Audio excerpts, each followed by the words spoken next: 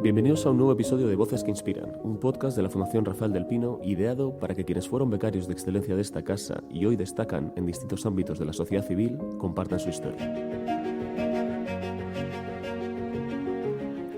Confiamos en que sus voces puedan inspirar a aquellos jóvenes que todavía no saben que son los líderes del futuro. Hoy nos acompañan Gerardo Montels y Santiago Bau. Gerardo Montels es director de adquisiciones y cesiones en Naturgy y Santiago Bau es el director general de negocios corporativos y de nueva creación de El Corte Inglés. Con ustedes, Gerardo Montels y Santiago Bau. Muchas gracias. Muchas gracias. Me gustaría empezar preguntándoos a qué os dedicáis ahora, dónde estáis. Entonces, si quieres, ¿te parece empezar a ti, Gerardo? Perfecto. Pues mira, yo ahora estoy en Naturgy, una empresa energética que antes se llamaba Gas Natural. A veces la gente no reconoce el nombre de Naturgy. Como responsable de fusiones y adquisiciones, que básicamente lo que nos dedicamos es a comprar empresas en sectores donde el grupo no está y queremos estar, o a vender empresas del grupo donde ya no queremos estar. Eso por un lado. Y luego, de otro lado, estoy, como yo digo, de traductor en los consejos donde tenemos fondos de inversión para hacer de traducción entre Naturgy y los fondos. Y es una traducción no solo inglés-español, sino sobre todo es una traducción del lenguaje de los fondos al lenguaje de la industria, que es muy distinto. Muy bien, entraremos ahora más en detalle en esas cosas. Esto es el famoso M&A, ¿no? Exactamente, el famoso M&A. Muy bien, Santiago, cuéntanos. Bueno, pues yo actualmente soy director general corporativo del Corte Inglés y el puesto en términos prácticos lo que significa es pues lo que tradicionalmente en una empresa está asociada a la dirección financiera, es decir, todo lo que tiene que ver con fijar la estrategia de la compañía, la parte de contabilidad, la parte de fiscalidad, la parte de tesorería, la parte de desarrollo corporativo. Y luego, específicamente en el caso del Corte Inglés, también tengo dentro de mis funciones el seguimiento de los negocios del grupo que están fuera de la parte quizás un poquito más conocida, ¿no? Yo creo que casi todos asociamos el Corte Inglés a nuestro negocio de grandes almacenes, que sin duda alguna es el de mayor tamaño y mayor visibilidad, pero es un gran desconocido el Corte Inglés para mucha gente, ¿no? Tenemos también uno de los mayores negocios de viajes de España, un negocio financiero bastante potente de financiación al consumo, de seguros. Tenemos un negocio inmobiliario bastante potente también y digamos que todos esos negocios al margen de la parte más tradicional de los grandes almacenes pues también entran dentro del paraguas de mis responsabilidades, obviamente reportando a un consejo de administración y sus comisiones delegadas. Wow, bueno, muy bien, muy impresionante ambos. Y la pregunta que estarán haciendo muchos de quienes nos escuchan es, bueno, ¿cómo habéis llegado hasta aquí, ¿no? Yo entiendo que si con 18 años os hubieran dicho, bueno, pues tú vas a estar en Naturgy haciendo M&A, o Santiago, tú vas a estar en el Corte Inglés como director general de negocios corporativos, etcétera, bueno, hubiera sido llamativo, ¿no? Es decir, ¿cómo podemos desandar ese camino? Claro, ¿tú sabías que querías trabajar en el sector privado, en temas relacionados con tanto contenido empresarial, ¿no? Yo siempre he querido trabajar en empresa, en el mundo de la empresa. Yo vengo de una familia que yo soy el único que trabaja por cuenta ajena, desde empresas más pequeñas como mi hermana que tiene una farmacia, hasta empresas más grandes como mi abuelo que tenía una empresa de fragancias. Siempre me ha traído el mundo de la empresa. Cuando yo acabé COU no tenía claro ni qué quería estudiar. Yo siempre había dicho que quería hacer empresariales, pero tenía un currículum bastante bueno y la gente como que iba a empresariales era la gente que no le daba la cabeza, ¿no? Y había presiones en mi época para hacer ingeniería de telecomunicaciones, que era lo que hacían los buenos expedientes. Tuve muchas presiones para acabar haciendo telecomunicaciones en COU, pero seguía mis principios bien guiado por mi padre y hice el mundo de la empresa. Me fui a estudiar empresariales en ESADE. Me fui a Barcelona porque en aquel momento Barcelona yo consideraba que era el motor económico de España, es donde estaban todas las grandes empresas, estamos hablando de los años 90. Y yo he llegado donde he llegado básicamente yendo de temas mucho más generales a mucho más concretos. Yo cuando acabé la carrera no tenía ni idea de lo que quería hacer.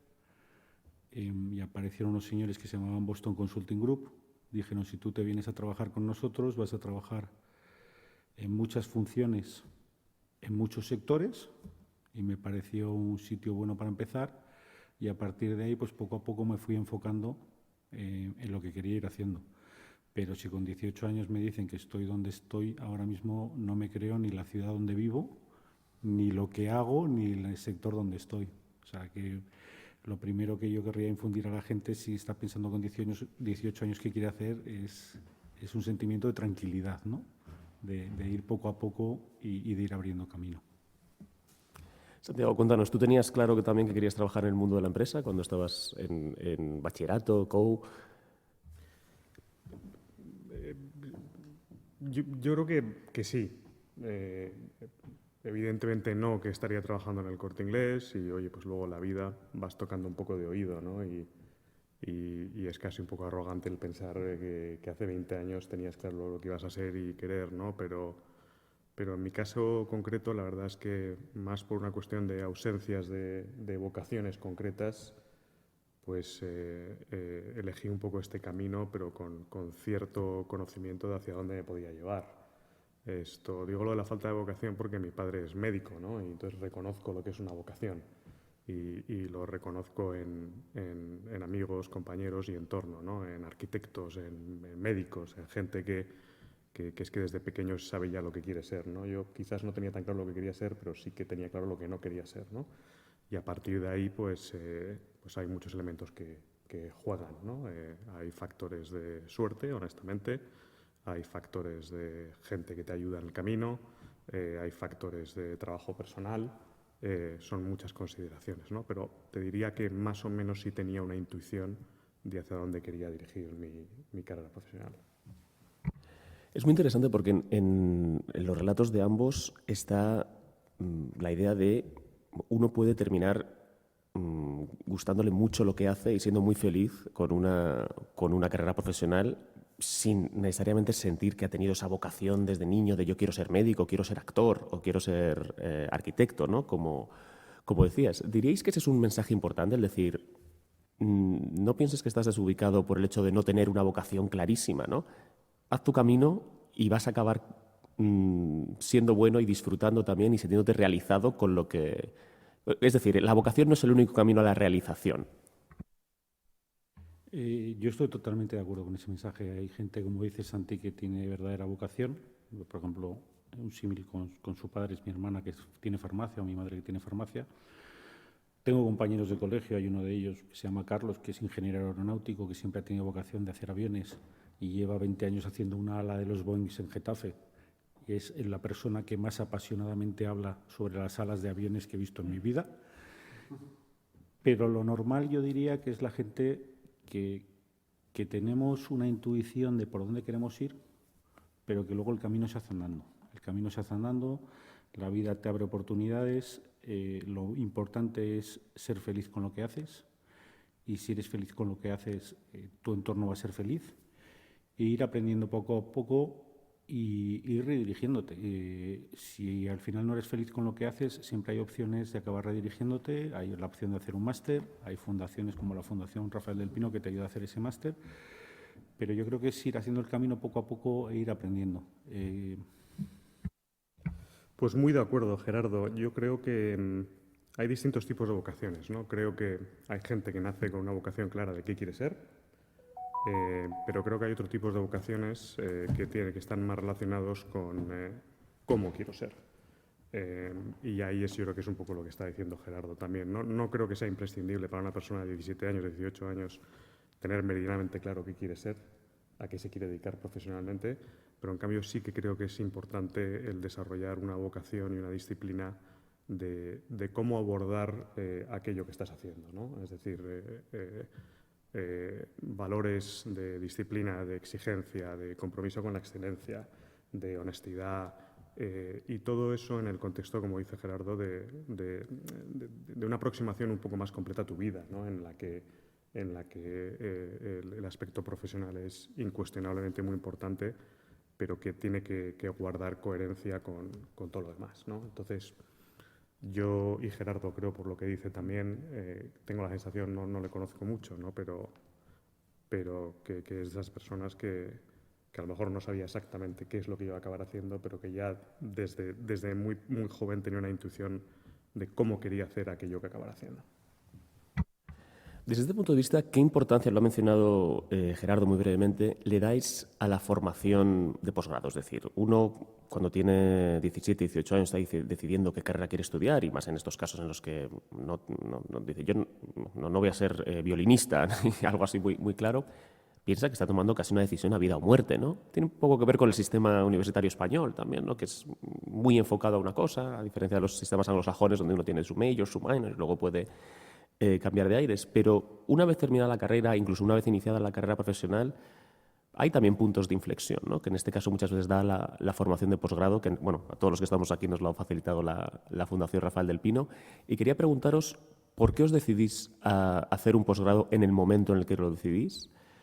¿Qué pretendíais cambiar y hacia dónde os llevó? Pues yo concretamente, ¿por qué hago el posgrado y por qué concretamente voy al posgrado que hago? Yo hice el máster de Columbia en el año 2001 al 2003, llevaba 5 años trabajando. Yo tenía muy claro que me quería dedicar al mundo de la empresa. Había empezado en el mundo de la consultoría. El mundo de la consultoría lo que te ayuda mucho es al lanzamiento de nuevos proyectos, a planes estratégicos, a implementar mejoras en las compañías, pero siempre basado, si tú miras una compañía, tienes el activo de la compañía, que es las cosas que haces, y el pasivo de la compañía, que es cómo las financias. Y yo lo que me di cuenta es que llevaba 5 años haciendo proyectos para hacer cosas de las compañías del activo, pero no tenía ni idea del pasivo de una compañía, que es cómo lo financias, cómo te estructuras, deuda, mercados de capitales, derivados, operaciones de money si tú quieres crecer comprando cosas, y vi que necesitaba ese conocimiento. O sea, que tenía la mitad del conocimiento de una compañía, pero no sabía nada de la otra parte. A eso se unía que me casé y mi mujer trabajaba en el sector financiero y mi mujer quería venir conmigo a Estados Unidos a hacer el máster, y que para ella quería conseguir trabajo cuando estuviéramos en Estados Unidos. Entonces yo, la combinación de factores de que mi mujer quería trabajar en el sector financiero con que yo quería aprender más de finanzas, la Universidad de Columbia en la ciudad de Nueva York era la que cubría las dos expectativas. Aquí estamos dos de Columbia contra uno de Harvard, así que somos mayoría, Gerardo. Gracias. Bueno, y además mi hermano fue a Columbia también, o sea que tengo un enemigo en casa muchas veces. Posgrado, ¿no? Pues mira, yo creo que mi experiencia es muy distinta a la de Gerardo, lo cual pues yo creo que viene a confirmar que un posgrado ofrece distintas cosas a distintas personas en distintos momentos vitales, ¿no? Yo, a diferencia de Gerardo, me fui a hacer el máster mucho antes. Él ha dicho que llevas 5 años trabajando, ¿no? Yo, de hecho, hice la application al máster directamente desde la universidad. Entonces, por definición, pues mezclaban menos las cuestiones personales, no estaba casado, etcétera, ni visualizaba estar casado a corto plazo, y no tenía ni siquiera suficiente información de mis carencias en términos de conocimientos, lo que Gerardo ha expresado muy gráficamente, ¿no? De ver el máster como una forma de visualizar, oye, un déficit de contenido que él consideraba que tenía, ¿no?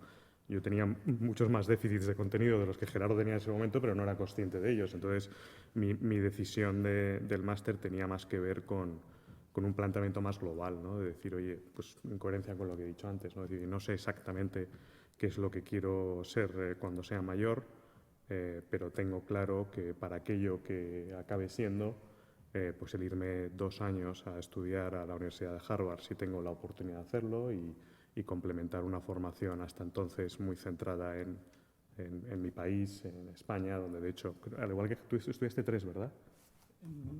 Perdón, yo estudié en ESADE, Empresariales. En ESADE, perdóname.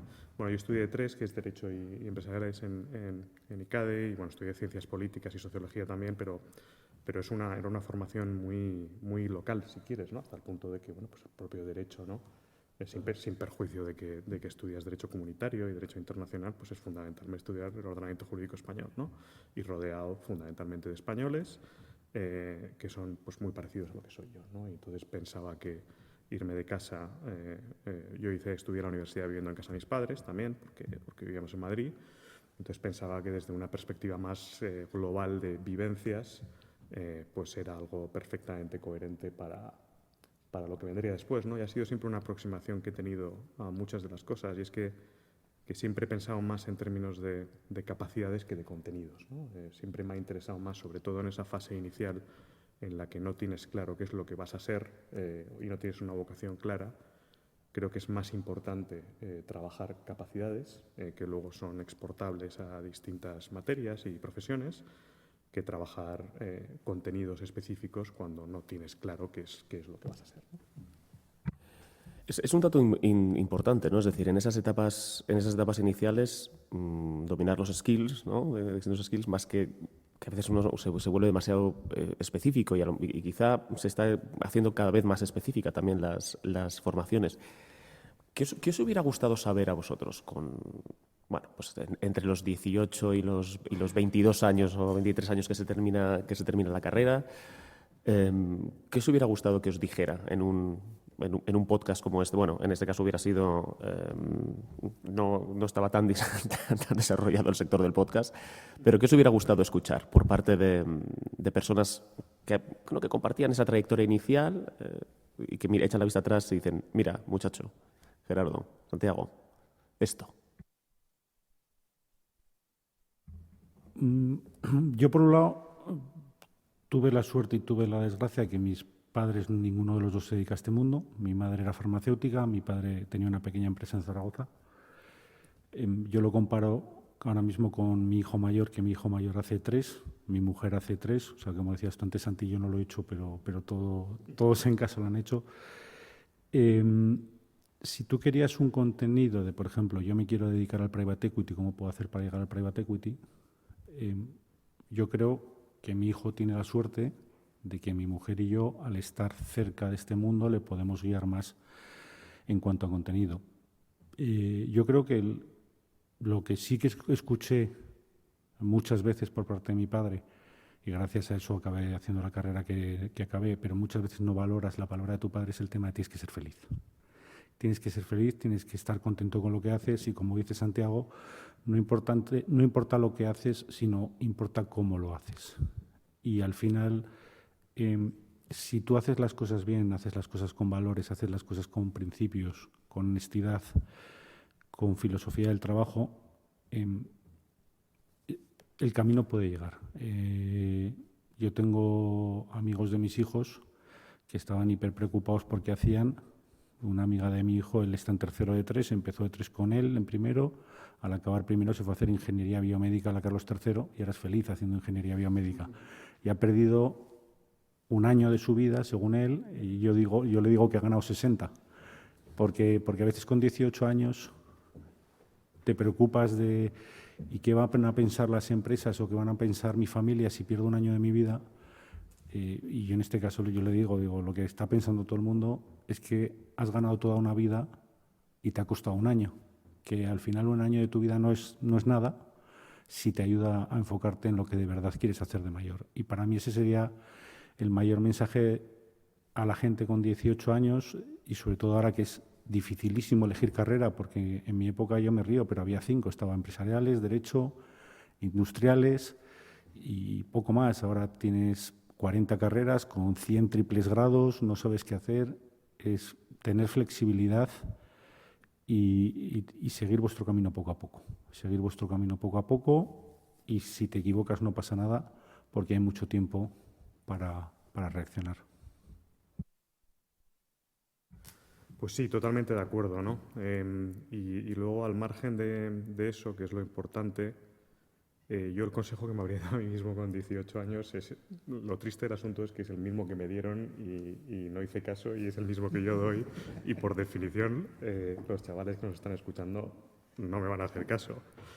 Pero es que de verdad que valoren la cantidad de tiempo que tienes cuando tienes 18 años, ¿no? O sea, yo que no creo que perdiera el tiempo durante mi época universitaria porque fui razonablemente buen estudiante, pero sí que veo un poquito con añoranza esa época, ¿no? De decir, oye, la cantidad de tiempo que tenía para haber profundizado en temas por los que tenía inquietud intelectual, ¿no? En hablar con gente, en leer libros, en en formarte, ¿no? Y porque luego la vida te pasa por delante, ¿no? Y realmente cuando estás en tu época esta universitaria, pues piensas que estás muy agobiado, pero tengo una mala noticia para los que nos escuchan, que es que solo va peor.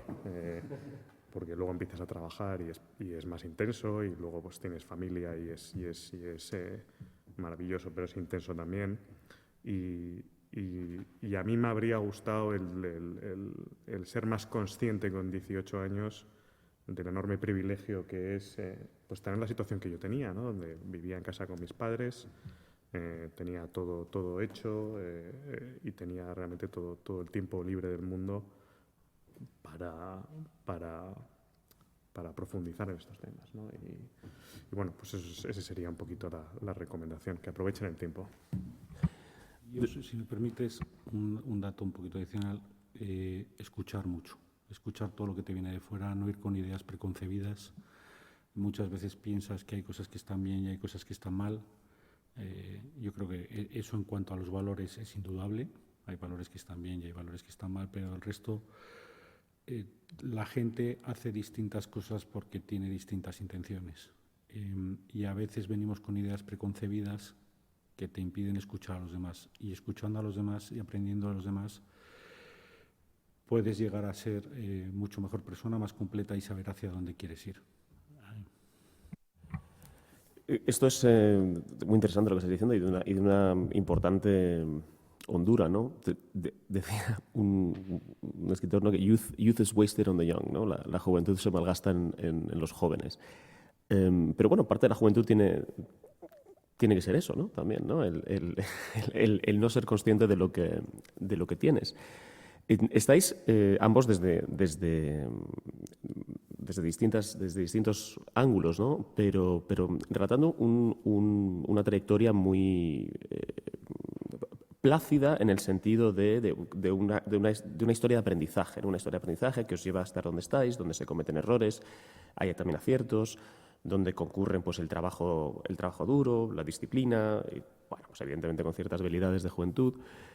Pero me imagino que también la carrera en el mundo de la empresa, porque a nadie se le escapa que las empresas pues, generan dinero y que hay mucha gente que está en las empresas y que hay donde concurre la competitividad, la envidia, bueno, en fin, todas las pasiones humanas que concurren en todas partes, también en los departamentos universitarios, aunque se dediquen a la ética, es decir, esto no es una cosa exclusiva de la empresa, aunque se intente caricaturizar a veces.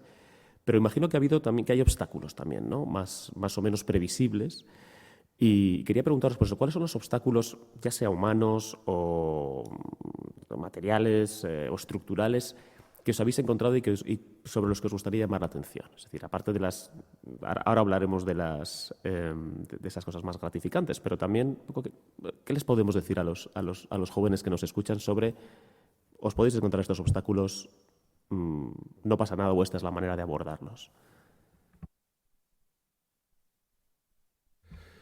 Pues para mí el principal obstáculo que me he encontrado en el mundo corporativo, yo he estado en dos mundos corporativos distintos, 20 años básicamente en el sector de asesoría o consultoría o banca de inversión y 10 años en el sector corporativo. Y aunque todas las instituciones dicen ser meritocráticas, sí que hay unas instituciones donde es más fácil medir la meritocracia que otras, porque tú, por ejemplo, si te dedicas en consultoría o en banca de inversión y cubres unos clientes, llevas una facturación al año a tu empresa. Y hay una relación bastante lineal en cómo haces el trabajo y cuánto facturación llevas. Cuando tú entras en una industria más grande industrial, como puede ser este caso Natur y Gas Natural, medir la meritocracia es más difícil. Para mí el principal obstáculo que ha habido es la envidia, que tú antes decías. Hay gente pues, que puede considerar que tu vida es más o menos exitosa que la suya y puede considerar que se lo merece más o menos que tú. Y la envidia humana lleva a hacer cosas bastante feas, ¿no? Entonces te pueden llegar ataques por sitios donde no te los esperas, por cosas que no esperas y poniendo en tu palabra o en tu persona cosas que tú no haces. Y no es un tema duro a nivel profesional de si asciendes o no asciendes, es un tema que se pueden decir cosas tuyas que afectan al plano personal. Porque yo profesionalmente al final te puede ir mejor o peor, pero el plano personal tiene que quedar fuera de cualquier duda. Y yo te diría que para mí el tema más duro ha sido a veces actitudes llevadas por la envidia que acaban intentando afectar al plano personal.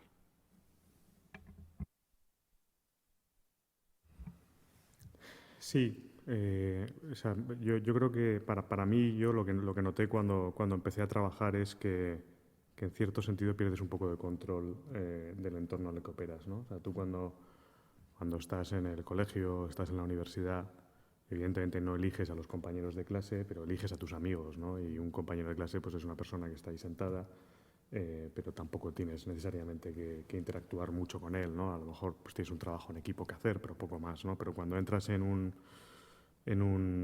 entorno corporativo, pues no tienes el lujo de poder decidir quién es tu jefe y no tienes el lujo de poder decidir quiénes son tus compañeros de trabajo, ¿no? Y pasas muchas horas al día con ellos y tienes que trabajar con ellos y formar un equipo, ¿no? Entonces, bueno, pues tienes que aprender a darte cuenta de que a lo mejor personas con las que no tienes los mismos valores o simplemente que es que no tienes la misma personalidad y no pasa nada, pues tienes que aprender a vivir con ello, ¿no? Y cuando a eso encima le solapas un elemento de diferencias culturales, ¿no? En mi caso, yo al acabar la universidad me fui a trabajar a Londres.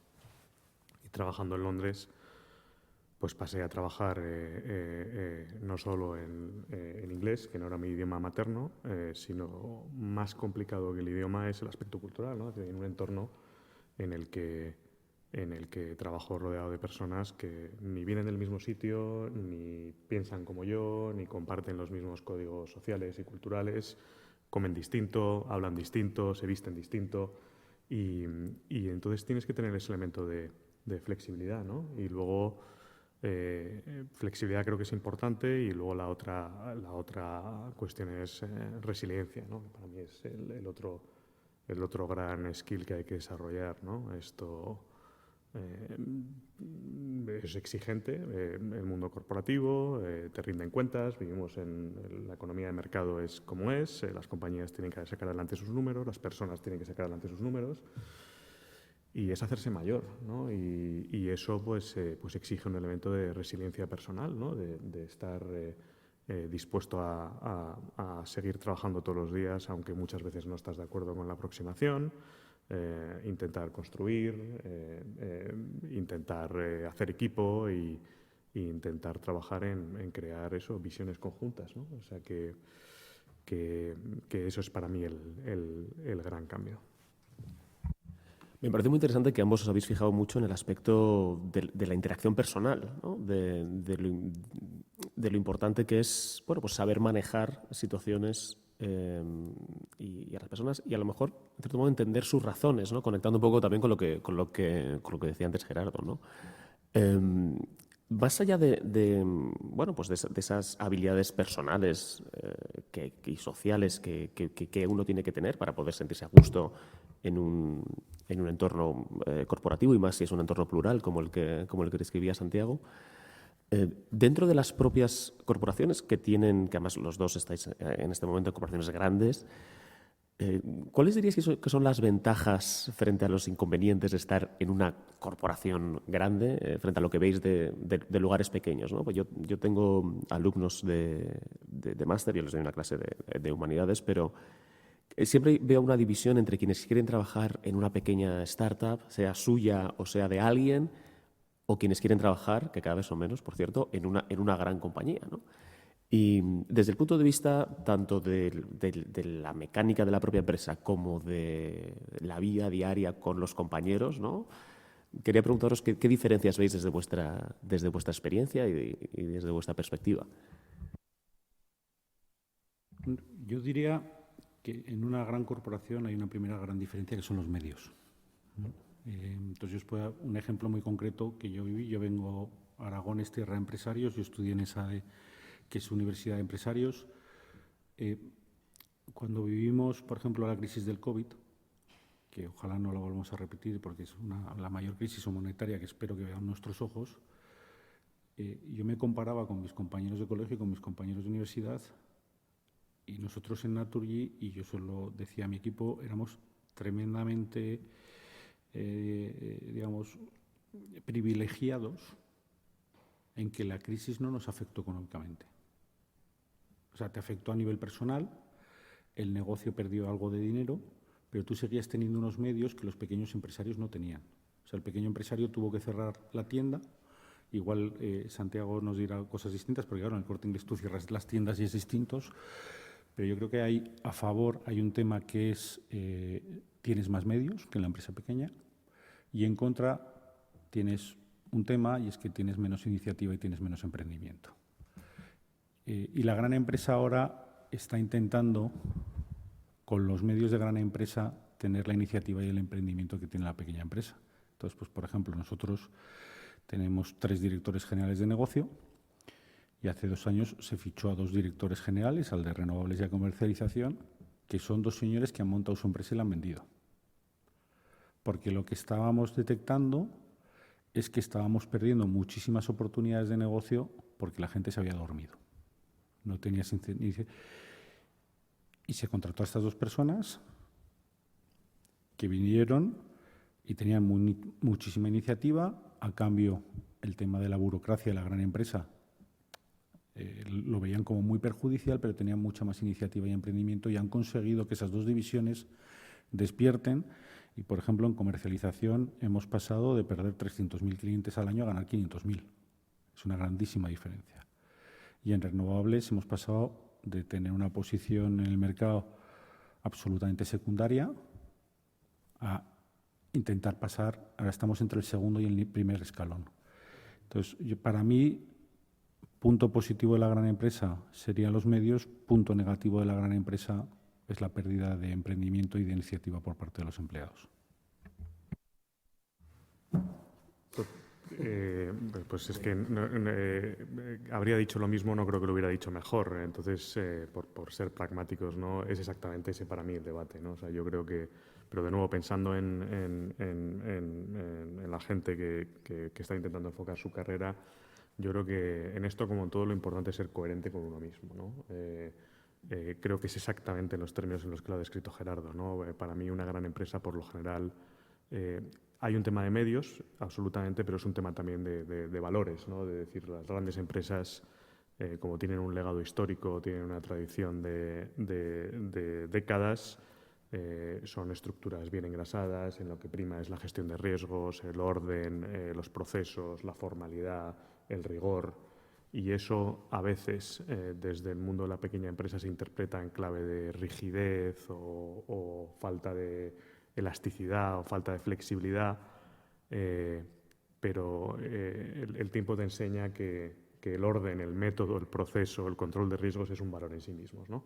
Pero sí es verdad que las empresas más jóvenes, más pequeñas, tienen ese elemento de creatividad, de dinamismo, de iniciativa, que muchas veces pues faltan las grandes, ¿no? Y yo creo que el gran reto es el de ser capaz de mantener viva la creatividad en una empresa grande y el de mantener el orden en una empresa pequeña, ¿no? Pero por experiencia personal, de lo que he visto de mi entorno, hay carreras profesionales enormemente exitosas, interpretadas en clave de felicidad personal, no en otra clave distinta, tanto de gente que ha ido hacia el mundo del orden y la gran empresa, como de aquellos que han ido al mundo de la pequeña, ¿no? Lo que, en cambio, por experiencia, rara vez sale bien es que si tú eres una persona que tu forma de ser siempre te ha llevado a este mundo del orden, la disciplina, el rigor,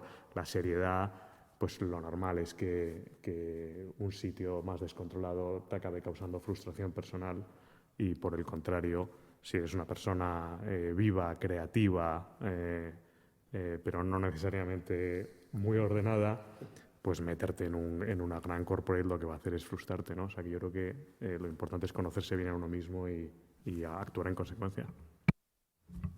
En ambos casos, diría, tanto en una pequeña empresa, porque todo el mundo, digamos, está de una forma u otra en galeras, ¿no? Estés donde estés, tienes que remar muy, muy fuerte, y en el mundo de la gran empresa, porque bueno, pues porque la competitividad para ascender y para ocupar determinados puestos de responsabilidad, ¿no? A medida que se va estrechando la pirámide jerárquica, esa competitividad es fuerte. Entiendo que es siempre un debate también esto de la conciliación, ¿no? Es decir, hasta qué punto uno tiene que renunciar a cosas para poder progresar y para poder prosperar dentro de empresas desde vuestra experiencia, o se puede, haciendo un buen trabajo y teniendo ese rigor también en los horarios y haciendo buscando un buen equilibrio entre la vida familiar, la vida personal y la vida profesional, se puede prosperar. Es decir, ¿qué les espera a los jóvenes que digan, bueno, yo quiero hacer carrera en una empresa, me gusta esto de la tranquilidad, pero bueno, yo quiero tener unos horarios que me permitan, ¿no? Lo digo porque buena parte de la juventud, por lo que sabemos estadísticamente, quiere también tener tiempo, ¿no? Es decir, ha habido un cierto cambio de prioridades, ¿no? No me atrevo a decir de valores. Y quería preguntaros cómo valoráis estos desde dentro de la empresa.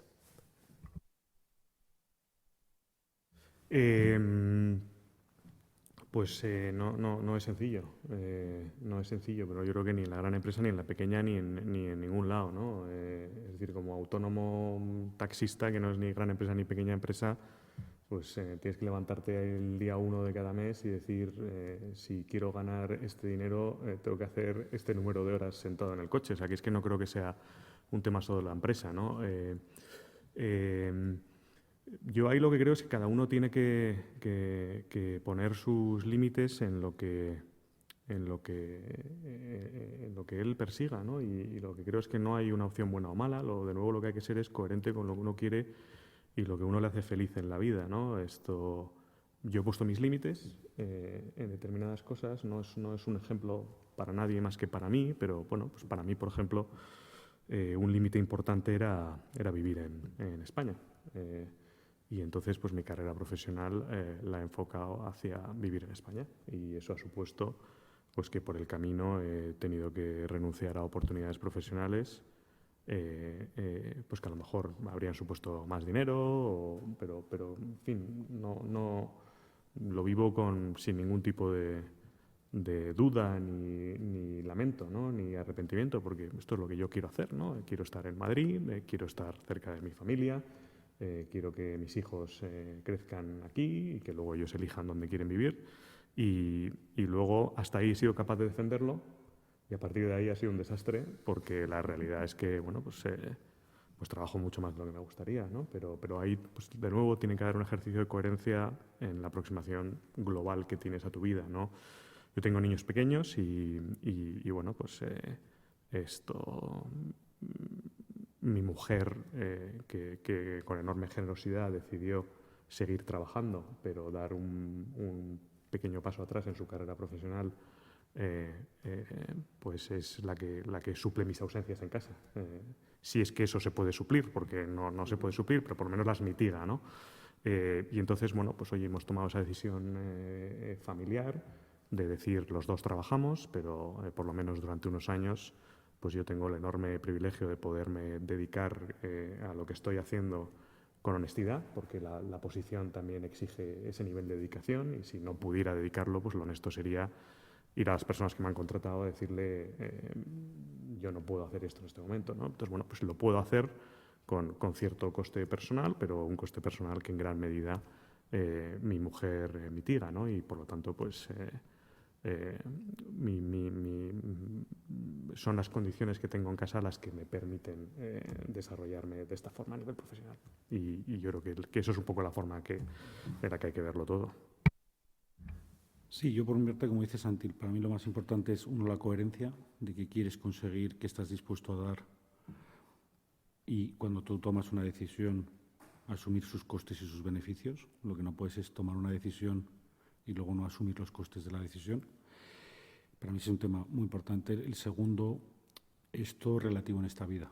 Hay mucha gente para las cuales trabajar 12 horas al día es normal y hay gente para las cuales trabajar 6 horas al día es normal.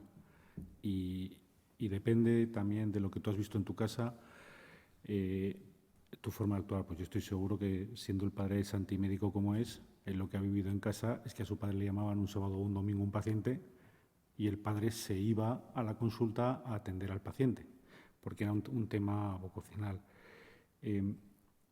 Y tienes que pensar qué es lo que quieres hacer tú, quieres pensar cuáles son tus objetivos, y luego sí que tienes que tener un poco de flexibilidad. Pues yo, por ejemplo, yo tengo 3 hijos, el mayor tiene 20 años, la de medio tiene 16, la pequeña tiene 13. Trabajo mucho más de lo que me gustaría trabajar y antes de la pandemia, ahora ya no tanto, pero viajaba mucho más de lo que me gustaría viajar. Pues, por ejemplo, yo en el año 2019 pasé más de 200 días fuera de España. Eso significa que muchas veces el domingo por la tarde me iba, porque tenía que viajar mucho a África y no había combinación posible de vuelo para llegar el lunes, o volvía el sábado por la mañana, pero para mí lo más importante es pues, el tiempo que podía pasar con mi mujer, con mis hijos o con mis amigos, aprovecharlo al máximo y ser flexible. Entonces yo, por ejemplo, mis hijas y sobre todo la hija pequeña es una loca del golf. La actividad del golf es, perdón por el anglicismo, time consuming a más no poder, porque tú vas a un sitio, tienes que llegar 2 horas antes de que empiece el partido a entrenar, tienen 5 horas de partido, normalmente los partidos de golf no son en el centro de Madrid, y ya cuando pasas a cierto nivel no son ni en la provincia de Madrid. Pues yo lo que hacía es para poder estar con mi hija y poder llevarla, luego era el loco que estaba trabajando en la casa club. O sea, de las 4 horas que estaba jugando mi hija al golf, pues yo estaba con el ordenador 3 hijas, pero así conseguía que cuando ella acababa el partido, pues yo podía estar con ella. Entonces, cada uno siendo coherente con lo que quiere conseguir. Mi objetivo en la vida es intentar disfrutar al máximo de mi familia y de mis amigos, con una máxima, y es darles a mis hijos al menos la misma posición inicial que yo he tenido y que ellos elijan. Entonces, sabes que eso tiene unos sacrificios, porque yo, gracias a mis padres, pues yo estudié en el colegio alemán, luego me fui a estudiar la carrera a Barcelona, fui muchas veces al extranjero, primero los veranos y luego de Erasmus. Y entonces, para mí, mis hijos, para ellos y para mi mujer siempre ha sido una decisión vivir en Madrid. Eso conllevó que cuando trabajaba en JP Morgan, pues yo estaba volando todos los días de lunes a viernes a Londres y luego volvía los fines de semana. Pero es que cuando ellos los dejes con 23 años, tengan la capacidad de decidir qué quieren hacer en su vida. Y si ellos quieren ser felices de una forma, que lo sean. Y si ellos quieren ser felices de otra, que lo sean. Pero por lo menos darles esa posibilidad y no mermársela tú. Conectando con esta última pregunta, ya os dejo marchar. Os planteo una última cuestión. ¿Creéis que está cambiando el paradigma, no solamente respecto a la vocación por el trabajo y al tiempo que uno está dispuesto a conceder al trabajo, sino también el paradigma más desde dentro? ¿Cómo lo veis vosotros con todos los avances exponenciales que está teniendo la tecnología, ¿no? Desde todo el volcado al comercio online, que esto que afectaros, la inteligencia artificial, es decir, el mundo que se van a encontrar los que ahora son muy jóvenes, dentro de no tantos años, intuís que va a ser muy distinto, tanto en ética del trabajo como en realidad sociotecnológica.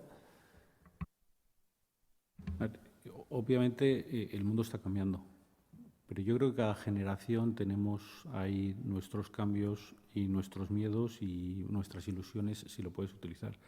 Yo me acuerdo, cuando empecé a trabajar no existían teléfonos móviles. Mayor cambio de tener, y teníamos que un teléfono fijo, que tenías un voicemail en la oficina, que te decían, cuando estés fuera de la oficina, cada 3 horas tienes que llamar a la oficina a ver si tienes algún mensaje, y si tienes un mensaje tienes que volver a la oficina. Y tenías que volver a la oficina, porque no había forma humana de trabajar desde casa. Había faxes y poco más, y hemos pasado a un mundo ahora mismo donde la hiperconexión está a la base del día y tiene sus pegas y tiene sus grandes beneficios. Tú te puedes ir de vacaciones. Si yo, cuando empecé a trabajar, te ibas de vacaciones y salía un proyecto, te tenías que volver a Madrid. Te tenías que volver a la oficina para trabajar en el proyecto. Ahora, si tú te vas de vacaciones, pues tienes la pega de que te conectan mucho más, pero tienes la ventaja de que si sale trabajo lo puedes hacer desde donde estés. Entonces, sí que es verdad que ahora viene todo el tema de la inteligencia artificial, ahora viene pues más avances tecnológicos, y todos pensamos que los avances tecnológicos que nos afectan a nosotros son los más importantes que ha habido en la historia de la humanidad. Pero la realidad es que, pues si yo pensara en mi abuelo, seguro que cuando, no sé si se inventó la máquina a vapor allá por el 1910, no tengo ni idea, pero él pensó que su avance tecnológico fue el más importante. Si pensaran mis padres, pensaría que en los años 60-70 los avances tecnológicos que les afectaron a ellos serían los más importantes. Yo me acuerdo cuando a mi madre le instalaron un ordenador en la farmacia, que eso pasó a ser un drama familiar durante un año hasta que mi hermana y yo le enseñamos a utilizar el ordenador. Y en mi caso, pues todo el tema de los móviles, ordenadores, etcétera, fue un avance que pensábamos que se nos iba a comer el mundo. La realidad es que yo creo que al final el factor humano es clave y lo que hay que hacer es ser flexible para integrar lo que venga. Y con la flexibilidad y ganas de aprendizaje de integrar lo que venga, al final siempre sobrevivirás. Pues sí, de nuevo muy de acuerdo. O sea que creo que si el objetivo de este podcast era mostrar puntos de vista diferentes sobre distintas cosas, estamos fracasando estrepitosamente, Gerardo, porque yo creo que no hay que tenerle miedo a las cosas, ¿no? Creo que sí, estamos en una época de aceleración tecnológica y eso evidentemente pues va a traer cambios, pero volviendo y enlazando con la primera parte de la conversación, ¿no? Yo creo que hay capacidades, que es lo que creo que la gente tiene que construir, que valen para un mundo analógico y para un mundo digital, ¿no? El ser riguroso, ordenado, estructurado, honesto, meticuloso, esas cosas yo creo que han valido siempre y valdrán siempre, ¿no? Y por lo tanto yo lo que recomendaría a la gente es no tener miedo de lo que está por venir y pasar menos tiempo preocupándose y más tratando de entenderlo, ¿no? Bueno, entre esos valores que sirven para mundos tecnológicos y analógicos está el de la puntualidad, así que tal y como me he comprometido, os despido, no sin antes daros las gracias.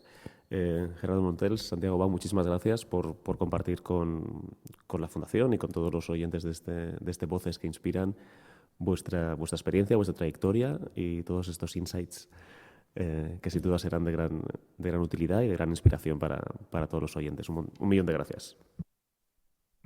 Gracias, David. Muchas gracias, David. Y hasta pronto.